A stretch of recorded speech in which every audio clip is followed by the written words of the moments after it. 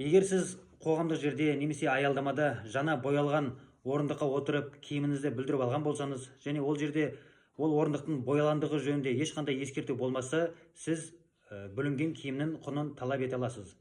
Ол үшін сіз бірінші дәлелдеме жинауыңыз керек. Бөлінген киіміңізді суретке түсіріңіз, бағанағы боялған орындықты суретке түсіріңіз, және ол жерде ешқандай ескертудің жоқ екенін суретке түсіріп алыңыз. Егер болып жатса, сол жердегі куәгерлердің телефон номерларын жазып алыңыз. Одан кейін акиматқа жүгіне аласыз. Акиматқа жазбаша немесе өтініш арқылы онлайн жүгіне аласыз. Себебі әр аялдаманы күтіп ұстауға жауапты мекемелер болады. Сол мекемелер арқылы өзіңізге келтірілген залалды талап ете аласыз. Өтінішке бағанағы дәлелдемелеріңізді қоса тіркейсіз.